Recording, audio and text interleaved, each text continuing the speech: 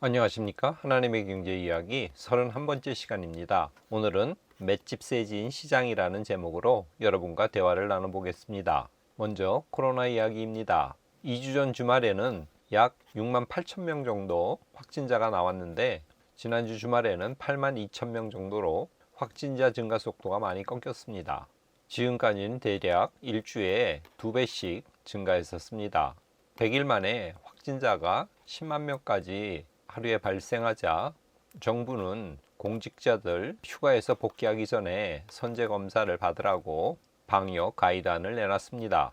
중국은 경제 충격에도 제로 코로나 정책을 고수하기로 했습니다.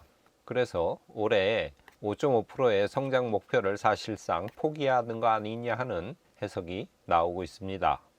부동산 이야기입니다. 금리가 계속 오르고 있어서 전세 대출을 받기가 부담스러워하는 사람들이 많이 늘고 있습니다. 그래서 전세 대신에 월세로 갈까 고민들을 많이 한다고 합니다.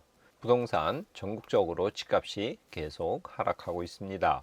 서울에서 악성 미분양이 절대수로는 그렇게 많지는 않지만 그러나 한 달 사이에 5배나 급증했습니다.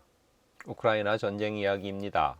러시아가 갑자기 초강수를 두면서 우크라이나 정권을 교체해야겠다는 발언을 했습니다. 저희가 뭔지 많은 사람들이 궁금해하고 있습니다. 러시아가 독일에 공급하는 가스관을 잠궜다 열었다 하고 또 보내는 양을 굉장히 줄이고 있습니다. 여기에 화가 났는지 중대 결단을 내려서 우크라이나에 탱크 100대를 수출하기로 승인했습니다. 미국 기업들의 실적이 지금 계속 발표되고 있습니다. 월마트 최악의 인플레이션 때문에 실적 전망치를 낮추고 있습니다. IMF가 한국과 세계 전체 경제 성장률을 하향했습니다. 세계는 3.2%에서 2.9%로, 한국은 2.3%에서 2.1%로, 미국은 더 많이 내렸습니다. 2.3% 예상해서 내년에 1% 성장할 것으로 경제 성장률 전망을 내놨습니다. 방금 전에 월마트는 실적이 안 좋았는데 마이크로소프트는 실적은 안 좋았지만 앞으로의 그 가이던스가 괜찮은 걸로 나왔습니다. 그러면서 애널리스트들이 사라고 매수 추천을 했습니다. 이 실적 발표 이후에 마이크로소프트 주가가 많이 올랐습니다.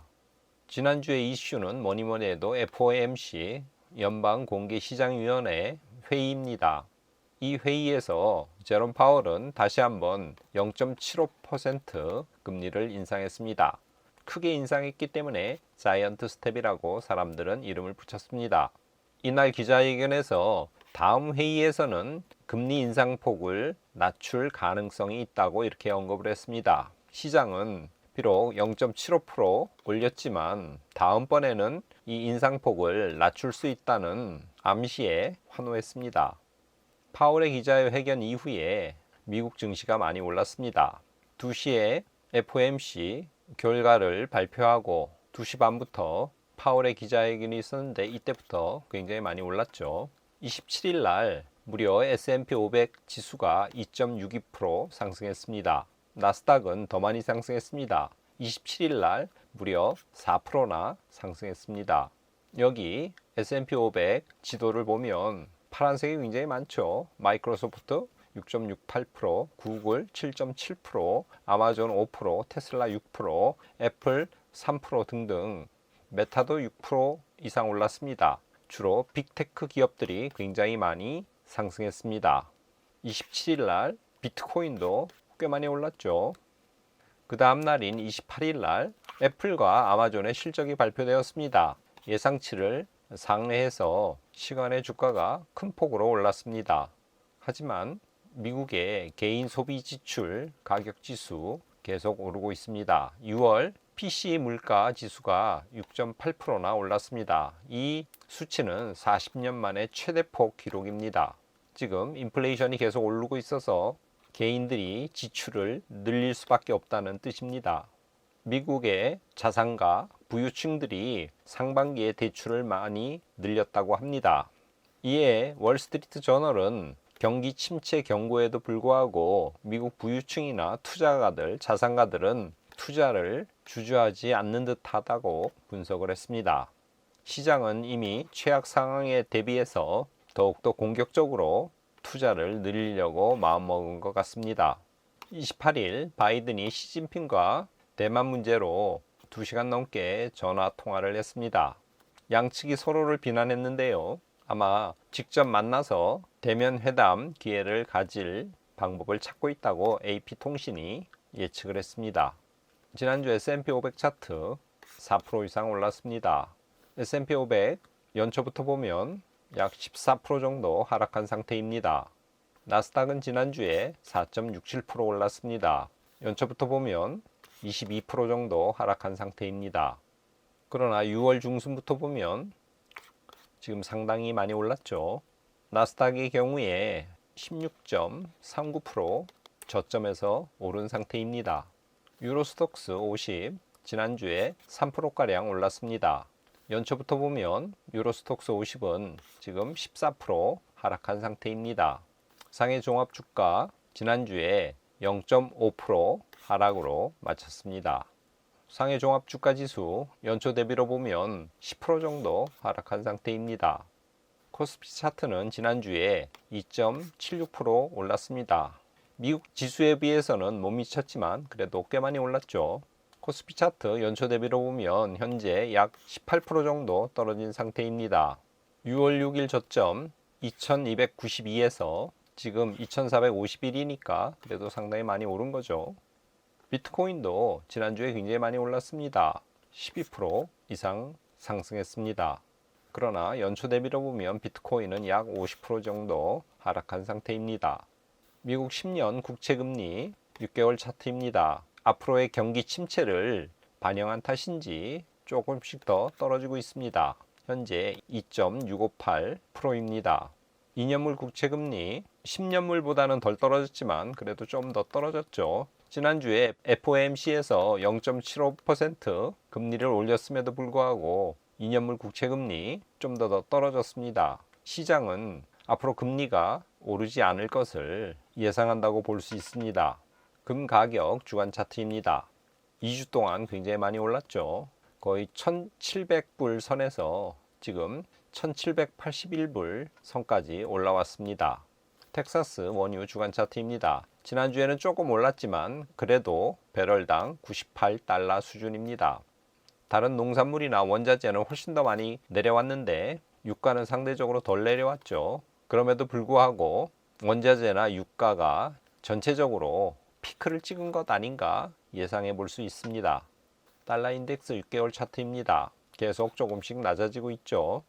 하나님의 경제 이야기 이번 주에는 맷집 세진 시장이라는 제목을 붙여봤습니다. 25일 날 월마트 실적이 발표되었습니다. 인플레이션 때문에 올해 수익 가이던스를 하향 조정했습니다. 26일에는 IMF가 내년 경제 성장률을 모두 하향시켰습니다. 전 세계 3.2%에서 2.9%로 내렸고요. 한국은 2.3%에서 2.1%로 내렸습니다. 29일 날 마이크로소프트 실적이 발표되었습니다. 시장 예상치는 밑돌았지만 앞으로의 가이던스가 좋았고요. 클라우드 등 일부 사업 분야가 호조세를 나타냈습니다. 알파벳도 이날 실적이 발표되었는데 생각보다는 좋았습니다. 그래서 시장이 우호적인 분위기로 반응했습니다. 27일 FOMC 회의가 있었습니다. 0.75% 금리를 인상했습니다. 6월에도 0.75% 인상했고 지금 7월에도 같은 수치로 인상을 했습니다. 그래서 미국의 기준금리 상단이 2.5%가 되었습니다. 한국은 현재 2.25%죠. 파월은 이날 기자회견에서 통화정책 스탠스가 긴축 방향으로 가면 나중에 금리 인상 속도를 늦추는 게 적절해질 것 같다고 했습니다. 시장은 금리 인상 속도를 늦추는 게 적절해질 것 같다는 이 말에 환호했습니다. 그날 나스닥이 4%대 급등했습니다. 그 다음 날인 28일 애플과 아마존이 실적을 발표했는데 상당히 좋았습니다. 같은 날 미국 2분기 GDP 예비치가 발표되었습니다. 마이너스 0.9%로 2분기 연속 마이너스를 기록했습니다. 시장 예상은 0.3% 플러스일 걸로 기대했었습니다. 2분기 연속 마이너스는 지금까지의 예로 볼 때 침체를 뜻합니다. 과연 미국 정부가 공식적으로 침체를 선언할지 지켜봐야겠습니다. 이번 주에 연준이 금리를 꽤 크게 올렸음에도 불구하고 시장은 이미 예측해서, 그리고 월마트 등 기업들의 실적이 안 좋을 것을 미리 감안해 놓은 상태였습니다. 그런데 마이크로소프트나 알파벳이나 애플이나 아마존 등 큰 기업들의 실적이 생각보다 괜찮다는 발표가 나오면서, 그리고 무엇보다도 금리 인상 속도를 늦추는 게 적절해질 수 있다고 하는 연준 의장의 코멘트에 맷집이 세진 시장은 최악까지 감안해서 상승으로 방향을 돌렸습니다. 하나님의 경제 이야기, 오늘은 히브리서 12장 2절 말씀을 가져왔습니다. 제가 읽어보겠습니다. 믿음의 주여 또 온전케 하시는 이인 예수를 바라보자. 그는 그 앞에 있는 기쁨을 위하여 십자가를 참으사 부끄러움을 개의치 아니하시더니 하나님 보좌 우편에 앉으셨느니라. 히브리서 기자는 예수님을 대제사장이라고 설명합니다. 그리고 그 대제사장인 우리 주님이 참된 제물이 되셨다고 그렇게 이야기하고 있습니다. 오늘 본문에서 성경은 우리 주님 예수를 바라볼 것을 권하고 있습니다. 그분은 믿음의 주님이시요 또 우리를 온전케 하시는 분이십니다. 예수님은 십자가의 고통을 참으셨습니다. 그리고 부끄러움을 개의치 아니하신 분이십니다. 왜냐하면 그 앞에 기쁨이 마련되어 있고 예비되어 있기 때문에 그렇습니다. 그래서 우리 주님은 결국 하나님의 보좌 우편에 앉으셨습니다. 예수님께서 그랬듯이 우리도 하나님께서 우리를 위해서 준비해 놓으신 하늘의 상급, 그 기쁨을 위해서 현재를 참고 부끄러움을 개의치 않고 인내하는 우리 하나님의 경제 이야기 시청자 여러분이 되시기를 바랍니다. 그렇게 현재를 참고 부끄러움을 개의치 않고 인내하면 결국 하나님 우편에 앉는 큰 상을 우리에게 주실 것입니다. 오늘은 이것으로 마치겠습니다.